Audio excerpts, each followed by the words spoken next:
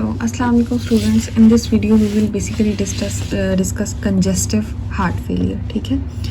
So as you know, हम जब भी डिज़ीज़ को स्टडी करते हैं तो हमारा एक प्रोसेस होता है डिज़ीज़ को स्टडी करने का. सबसे पहले हम वर्ड ब्रेक डाउन करते हैं, फिर हम कॉजेज़ और उसके बाद उसकी पैथोफिजियोलॉजी पढ़ते हैं, फिर हम sign symptoms, diagnosis, treatment, complications and how we can prevent it. ठीक है. सो सबसे पहले we will start it from its word break down. ठीक है. सो सबसे पहले we will discuss it by congestive. What do you mean by, what is meant by congestive?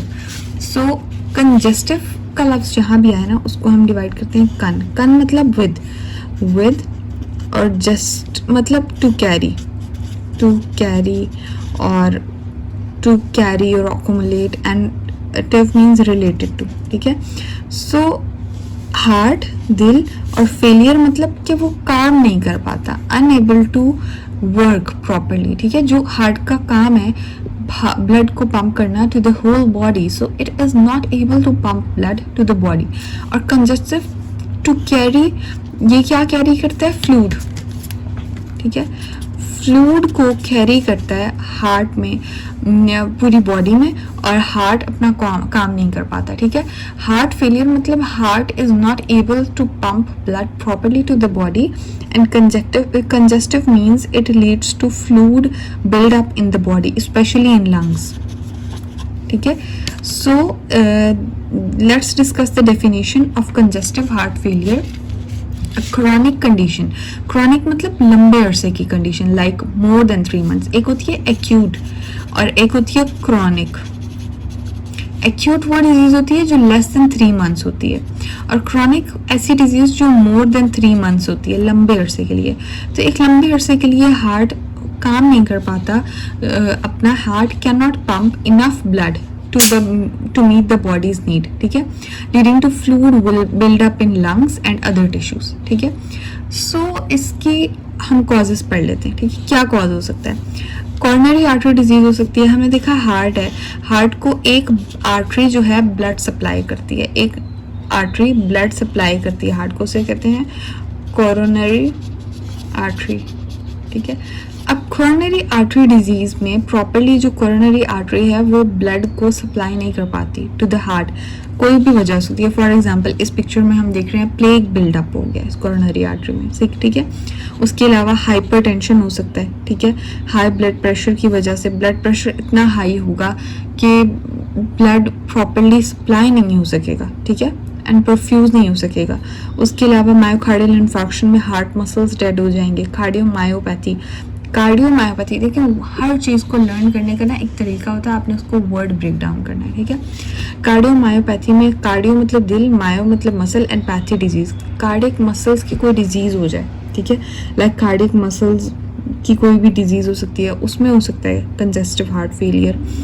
और arrhythmias हो सकते हैं. हार्ट के वॉल्स की डिजीज़ हो सकती है. हार्ट के वॉल्स की कौन सी, ये अभी से आप याद कर लें. हार्ट के वॉल्स की 2 डिजीज़ होती हैं, स्टेनोसिस और रीगर्गिटेशंस.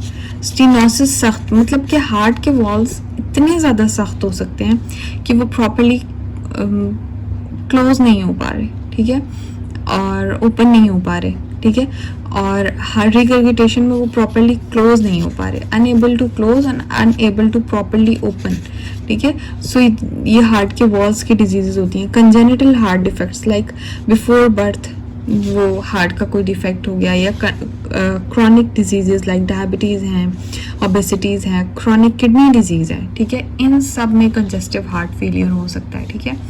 इनके पैथोफिजियोलॉजी क्या होती है, लाइक इसकी पैथोफिजियोलॉजी क्या हो सकती है? तो सबसे पहले देखिए हार्ट फेलियर होगा. ठीक है. सबसे पहले हम देखते हैं, सबसे पहले क्या होगा? हार्ट फेलियर होगा. ठीक है. सबसे पहले जो चीज़ होगी ना वो हार्ट फेलियर होगा. जब हार्ट फेलियर होगा तो कार्डियक आउटपुट कम होगा. आउटपुट मतलब कि कार्डियक जो अपने कॉन्ट्रैक्शन में जितना ब्लड पंप करता है टू द बॉडी वो उतना पंप नहीं कर पाएगा. ठीक है. हार्ट की पंपिंग एबिलिटी डिक्रीज हो जाएगी. जब हार्ट की पंपिंग एबिलिटी डिक्रीज होगी ना तो टिश्यू में परफ्यूज नहीं हो पाएगा, टिश्यूज में हाइपर परफ्यूजन हो जाएगी, ठीक है।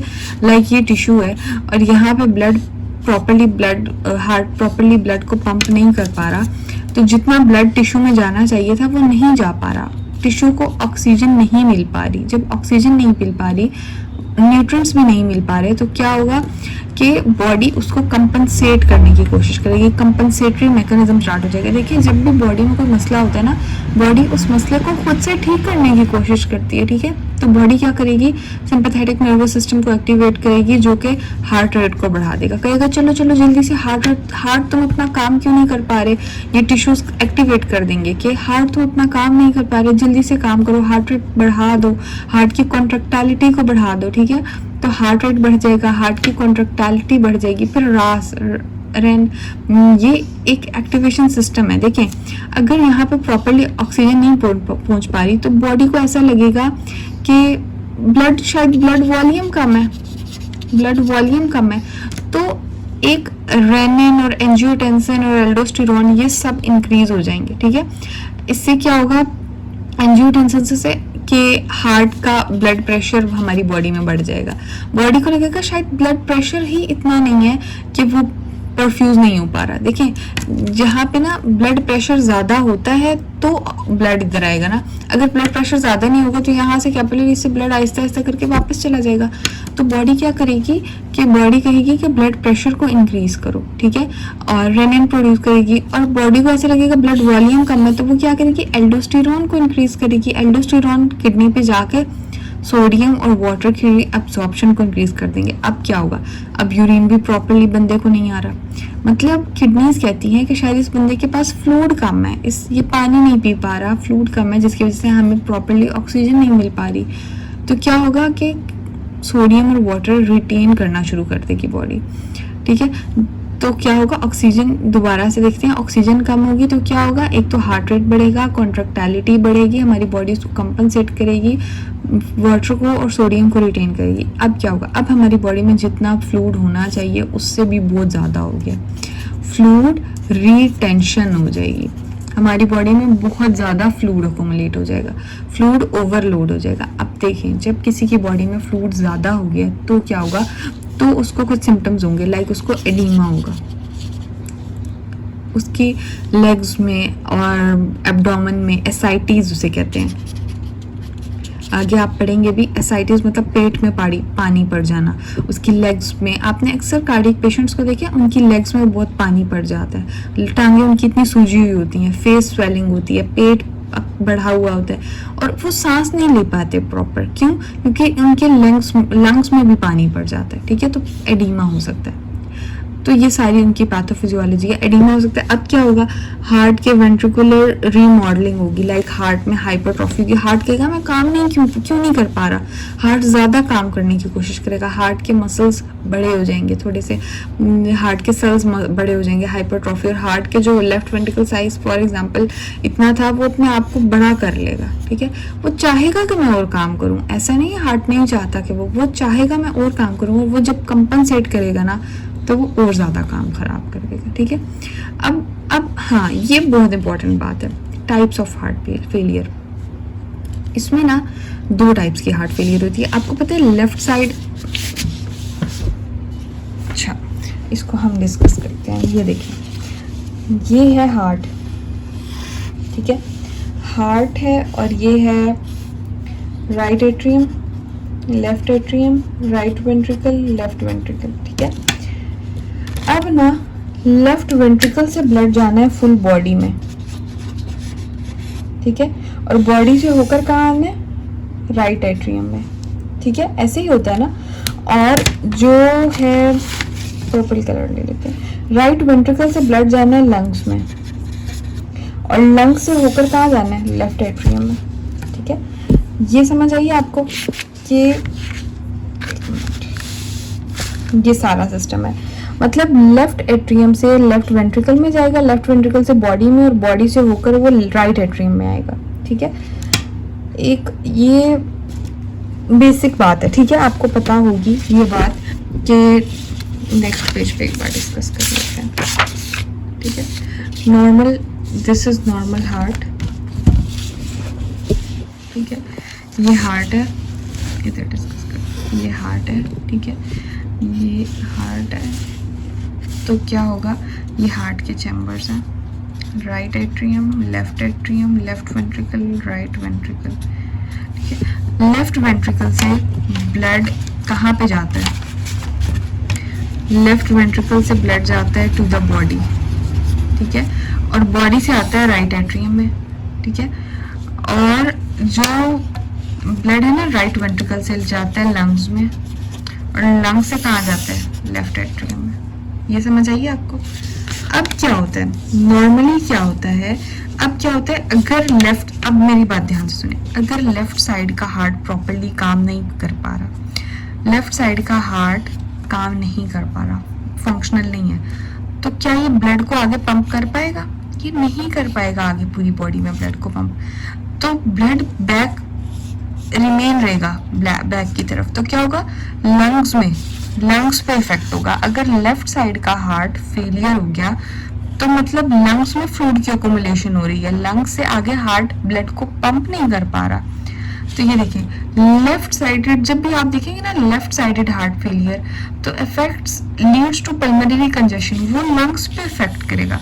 लेकिन अब देखेंगे राइट साइड का हार्ट फेलियर है, राइट साइड में कहाँ पे हार्ट पंप करना है, लंग्स में, और राइट साइड के हार्ट में कहाँ से ब्लड आ रहा है, राइट साइड के हार्ट में बॉडी से ब्लड आ रहा है, ठीक है, राइट साइड का ब्लड में बॉडी से। अब ये हार्ट ब्लड को आगे नहीं भेज पा रहा, ये राइट एट्रियम राइट वेंट्रिकल में नहीं भेज पा रहा, राइट वेंट्रिकल आगे ब्लड को भेज नहीं पा रहा, तो ब्लड पीछे बॉडी में अकोमुलेट होना स्टार्ट हो जाएगा।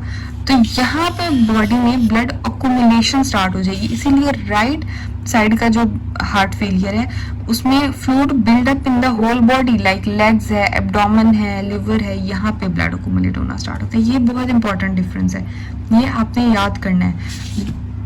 Left side heart failure pulmonary congestion cause करता है, और right side heart failure body में फ्लूइड बिल्डअप करता है, लाइक लेग्स में, एब्डोमेन में, लिवर में, ठीक है।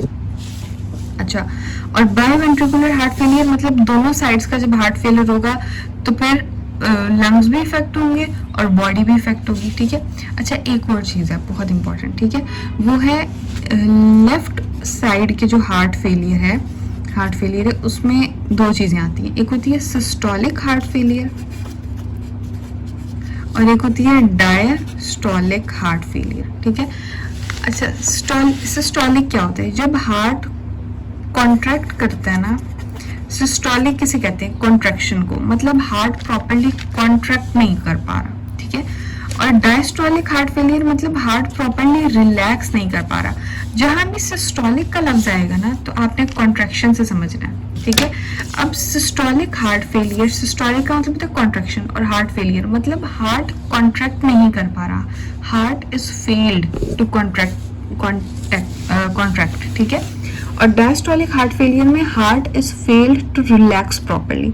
अब देखिए जब हार्ट कॉन्ट्रैक्ट नहीं हो पा रहा प्रॉपर्ली तो क्या हार्ट ब्लड को पंप कर पाएगा, ठीक है, नहीं कर पाएगा। हार्ट रिलैक्स तो हो रहा है, जब हार्ट प्रॉपर्ली रिलैक्स हो रहा है तो मतलब पूरा ब्लड फिल हो रहा है हार्ट में, ठीक है, लेकिन हार्ट कॉन्ट्रैक्ट नहीं कर पा रहा। अब जब हार्ट कॉन्ट्रैक्ट नहीं कर पा रहा तो फ्लूइड आगे, ब्लड आगे नहीं जाएगा, ठीक है। तो मतलब क्या होगा कि हार्ट की इजेक्शन फ्रैक्शन कम हो जाएगी। अब इजेक्शन फ्रैक्शन क्या होती है, देखिए टोटल जो ब्लड इधर लेफ्ट वेंट्रिकल में जितना भी टोटल अमाउंट ऑफ ब्लड आया है रिलैक्सेशन के दौरान, जब हार्ट रिलैक्स करेगा ना तो उसमें टोटल अमाउंट ऑफ जितनी भी ब्लड होगी उसमें से ऑलमोस्ट 50% to 70% ब्लड जो है ना वो आगे पूरी बॉडी में चला जाता है जब हार्ट कॉन्ट्रैक्ट करता है। ये हार्ट रिलैक्स किया, जैसे ही हार्ट में समझे 100% ब्लड था, जैसे ही हार्ट कॉन्ट्रैक्ट किया तो 50 to 70% ब्लड आगे चला गया, ठीक है। तो ये इजेक्शन फ्रैक्शन होती है कि जितना ब्लड आगे, जितने परसेंट ब्लड आगे चला गया, ये इजेक्शन फ्रैक्शन है। अब देखिए हार्ट रिलैक्स सही कर रहा है, पूरा रिलैक्स कर रहा है तो हार्ट में ब्लड पूरा फुल हो रहा है, ठीक है। उसके बाद जब हार्ट प्रॉपर्ली कॉन्ट्रैक्ट नहीं कर पाएगा तो क्या हार्ट का ब्लड आगे जाएगा, नहीं जा पाएगा। इसका मतलब कि इसमें इजेक्शन फ्रैक्शन कम होगी, लेस देन 40 होगी। सिस्टोलिक हार्ट फेलियर में इजेक्शन फ्रैक्शन कम होगी, मतलब हार्ट में ब्लड तो आ रहा है बट ब्लड आगे नहीं जा पा रहा, ठीक है। अब दूसरी चीज़ है diastolic heart failure. Diastolic heart failure में क्या होगा कि हार्ट प्रॉपरली रिलैक्स नहीं कर पा रहा, ठीक है। इसमें क्या होगा, हार्ट कॉन्ट्रैक्ट तो पूरा सही तरीके से कर रहा है पर डायस्टोलिक में हार्ट रिलैक्स नहीं कर पा रहा। अब देखें, जब हार्ट रिलैक्स ही नहीं कर पा रहा तो रिलैक्सेशन के दौरान क्या होता है, हार्ट में ब्लड फिल होना होता है ना, मतलब कि ब्लड प्रॉपरली फिल नहीं हो पा रहा। जब ब्लड प्रॉपरली फिल नहीं हो पा रहा तो क्या वेंट्रिकल्स प्रॉपरली फुल होंगे, नहीं हो सकेंगे। तो वेंट्रिकल्स प्रॉपरली फुल ही नहीं हो पा रहे तो इसमें ये होता है। अब देखें, इसमें इजेक्शन फ्रैक्शन प्रिजर्व्ड रहती है, क्यों? क्योंकि हमने परसेंटेज में बात करें है ना। अब देखें यहाँ पे अमाउंट ऑफ ब्लड आ ही कम रहा है तो बाहर भी जाएगा उतना, तो बाहर भी कम नहीं जा रहा है, कॉन्ट्रैक्ट वो सही हो रहा है, मतलब जितना ब्लड आ रहा है उस हिसाब से वो सही कॉन्ट्रैक्ट होके बाहर जा रहा है, बट ब्लड आ ही कम रहा है, ठीक है। तो रिलैक्स, ये डायस्टोलिक में हार्ट में ब्लड आता ही कम है, उसकी फिलिंग इम्पेयर्ड हो जाती है, लेकिन सिस्टोलिक में वो प्रॉपरली फिल नहीं कर पाता। सिस्टोलिक में जो इजेक्शन फ्रैक्शन है ये कम होती है और डायस्टोलिक में इजेक्शन फ्रैक्शन नॉर्मल रहती है, क्योंकि जितना ब्लड आया उस हिसाब से ब्लड बाहर गया है, ठीक है। तो इजेक्शन, नॉर्मल इजेक्शन फ्रैक्शन कितनी होती है, 50% to 70%, ठीक है। और जो है अगर 40% से कम हो जाए तो फिर वो हार्ट फेलियर को डिनोट करती है, ठीक है। अच्छा, हार्ट फेलियर की हमने टाइप्स पढ़ी, अब क्लिनिकल सिम्टम्स पढ़ते हैं हार्ट फेलियर के। देखें, जब हमने बात की ना कि हार्ट फेलियर के क्लिनिकल सिम्टम्स, तो हम इसके सिम्टम्स पढ़ेंगे, एक तो लंग्स में पढ़ेंगे क्या सिम्टम्स होते हैं और दूसरा हम बॉडी में पढ़ेंगे क्या सिम्टम्स होते हैं, फिर हम हार्ट में भी देखेंगे क्या सिम्टम्स होंगे और कुछ जर्नल सिम्टम्स देखेंगे। सबसे पहले हम देखते हैं रेस्पिरेटरी सिस्टम पे क्या इफेक्ट होता है, ठीक है। देखिए, हमने देखा कि फ्लूइड बिल्डअप हो जाता है लंग्स में। जब ये हमारा राइट साइड का हार्ट फेलियर होता है तो बॉडी पे इफेक्ट होता है ना, और लेफ्ट साइड का हार्ट फेलियर होता है तो लंग्स पे इफेक्ट होता है। लंग्स पे क्या इफेक्ट होगा, फ्लूइड बिल्डअप हो जाएगा, फ्लूइड बिल्डअप, इसे क्या कहते हैं, पल्मोनरी एडीमा, ठीक है। फ्लूइड बिल्डअप हो जाएगा तो पल्मोनरी एडीमा होगा, ठीक है। तो इंसान को क्या होगा, प्रॉपरली सांस नहीं आ पाएगा, शॉर्टनेस ऑफ ब्रेथ, डिस्पनिया।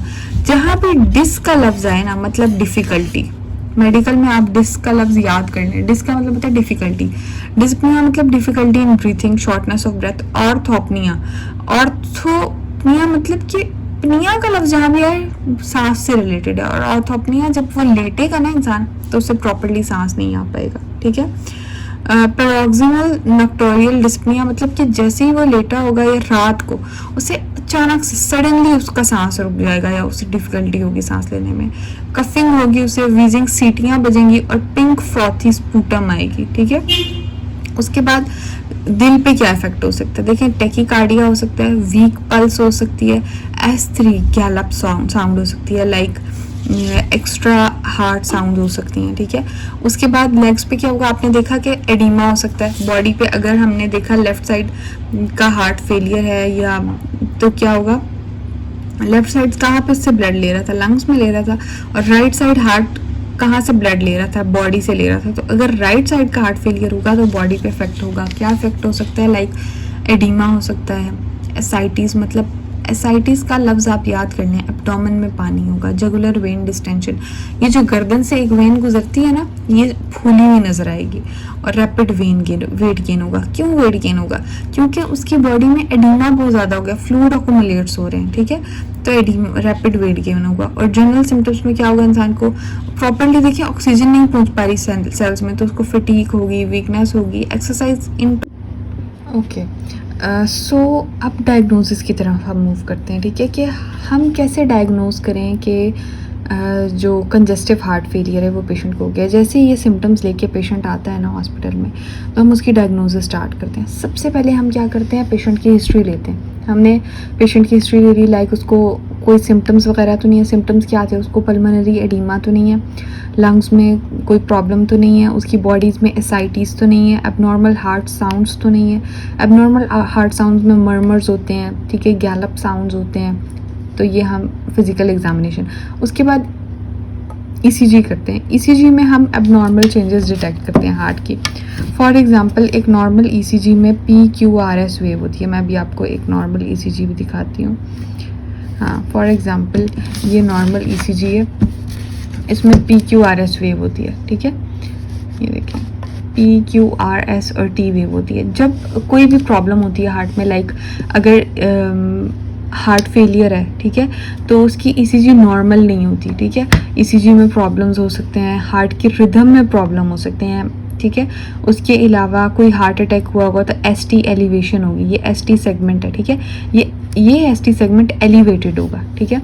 उसके बाद चेस्ट एक्सरे हो सकता है। चेस्ट एक्सरेज में हम देख सकते हैं फ्लूइड में लंग्स जो है उसमें फ्लूइड अकोमुलेट तो नहीं है, लाइक ये हम देख लेते हैं, ये फॉर एग्जांपल नॉर्मल लंग्स हैं। लंग्स में अगर फ्लूइड अकोमुलेट हो जाए, हमने देखा ना कि congestive heart failure is a heart failure which is related to fluid accumulation inside the body, specially in lungs. तो इसमें फ्लूइड अकोमुलेट हो जाता है, ठीक है, पल्मोनरी एडीमा हो जाता है। तो हम चेस्ट एक्सरे करते हैं। कार्डियोमेगैली होती है, ठीक है, कार्डियोमेगैली का भी हम चेक करते हैं। अब कार्डियो मतलब दिल और मेगैली मतलब इनलार्जमेंट, तो इसमें हार्ट की इनलार्जमेंट हो जाती है। आप मुझे खुद बताएं कि हार्ट की इनलार्जमेंट क्यों होगी। देखें, हार्ट जब आप कोई बंदा एक्सरसाइज करता है तो उसके मसल्स बड़े हो जाते हैं, होते हैं ना। आप जिस मसल को ज़्यादा यूज़ करेंगे ना, उन मसल्स का साइज़ इंक्रीज़ हो जाएगा। अब हार्ट मसल्स, ऐसा नहीं है हार्ट काम नहीं करना चाहता, हार्ट काम करना चाहता है, वो एक्सेस हार्ट रेट को इंक्रीज़ हो जाता है, एक्सेस काम कर रहा है, ठीक है। वो काम नहीं कर पा रहा और वो एक्सेसिवली हार्ट काम करने की कोशिश कर रहा है, तो कार्ड के मसल्स का साइज़ बढ़ जाएगा, ठीक है। Echocardiography is the X ray of, basically ये हार्ट का एक्सरे होता है, ठीक है। इसको हम देखते हैं एक बार, इस तरह करके लिया जाता है, ठीक है। एक पेशेंट लेटा हुआ होता है, उसके ऊपर से प्रोब रख के यहाँ पे एक वीडियो पे देखा जाता है। ये लाइव हार्ट का अल्ट्रासाउंड है, ठीक है, इकोकार्डियोग्राफ। इसमें हम देखते हैं, इसमें ना हम हार्ट का अल्ट्रासाउंड में हम क्या देख सकते हैं, हार्ट का स्ट्रक्चर दे सकते हैं, हार्ट के वॉल्स दे सकते हैं। इसमें वॉल्स में रिकर्गिटेशन, स्टेनोसिस तो नहीं है, हार्ट का ब्लड फ्लो नॉर्मल हो रहा है, ब्लड फ्लो बैकवर्ड तो नहीं हो रहा। हमने देखा ना कि हार्ट जब प्रॉपरली काम नहीं करेगा, लाइक हमने इस डायग्राम में देखा था कि जब ये डायग्राम नज़र आ रही है आप लोगों को, हाँ, कि जब हार्ट प्रॉपरली काम नहीं कर पाएगा, हार्ट प्रॉपरली काम नहीं कर पाएगा तो क्या होगा, फ्लूइड बिल्डअप हो जाएगा। लाइक लेफ्ट वेंट्रिकल काम नहीं कर पा रहा तो लंग्स में फ्लूइड बिल्डअप हो जाएगा, राइट वेंट्रिकल काम नहीं कर पा रहा तो फ्लूइड बॉडी में, हार्ट बैक फ्लो तो नहीं जा रहा ब्लड का। तो ये भी हम देख सकते हैं इकोकार्डियोग्राम में, ठीक है। तो ये हम सारे फंक्शन देखेंगे। उसके बाद कुछ टेस्ट हैं, लाइक ब्लड टेस्ट होते हैं, प्रो BNP, NP प्रो, ये बेसिक। अच्छा, ये प्रो BNP क्या करता है, ये वाटर लॉस, ये ब्लड प्रेशर को कम करता है। देखिए, हार्ट ब्लड प्रेशर ज़्यादा होगा तो हार्ट को ज़्यादा काम करना पड़ेगा, तो ये ब्लड प्रेशर को कम करता है। कैसे कि ये जो है सोडियम और वाटर लॉसेस को इंक्रीज़ कर देता है। जब वाटर बॉडी से लूज़ होता है ना तो ब्लड प्रेशर कम हो जाता है, हार्ट का वर्कलोड भी कम हो जाता है, ठीक है। तो इसमें NT प्रो BNP ये इंपॉर्टेंट है, ये ज़्यादा जो है वो हम मोर प्रेफरेबल है, ठीक है।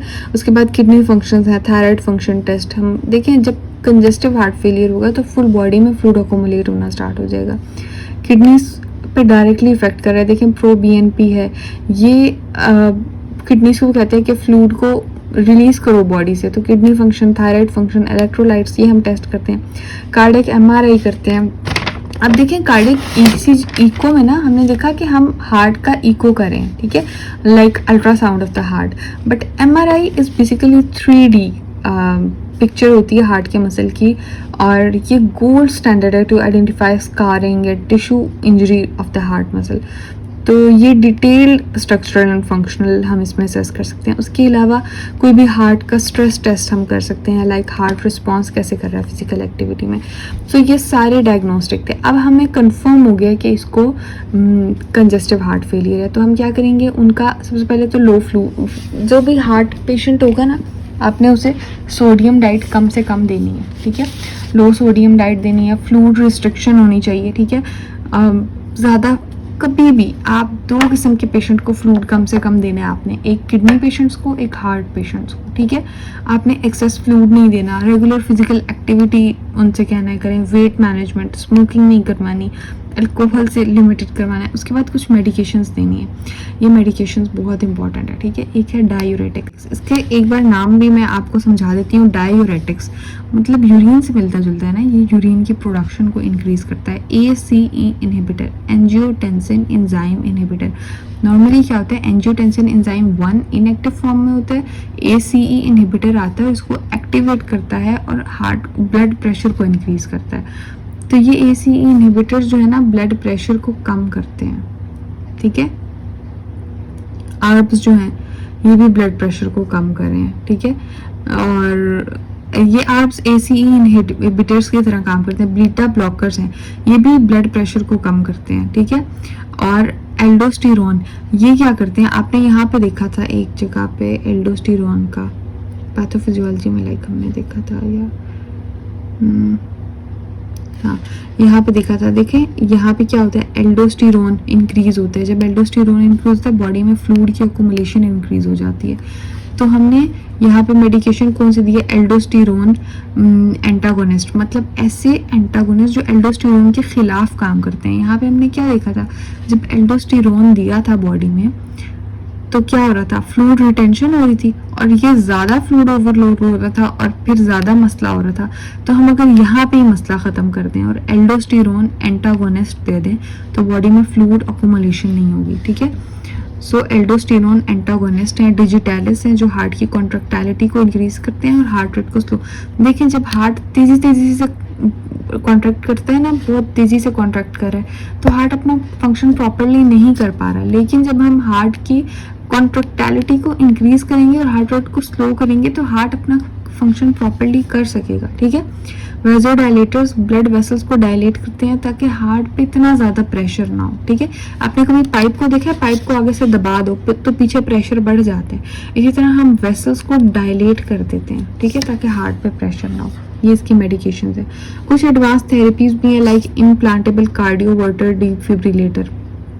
इम्प्लांट, हर चीज़ को ना वर्ड ब्रेक डाउन करें। इम्प्लांटेबल मतलब ऐसी चीज़ जो बॉडी में इम्प्लांट हो जाती है। कार्डियोवर्टर डिफिब्रिलेटर मतलब जो डिफिब्रिलेटर, फिब्रिलेटर क्या होता है, फिब्रिलेशंस जो हार्ट की इरेगुलर रिदम्स होती हैं, और डी मतलब जो उसको रोकती हैं, और कार्डियोवर्टर मतलब दिल की धड़कन को कन्वर्ट करती हैं और नॉर्मल करती हैं, सडन कार्डिक डेथ से बचाती हैं।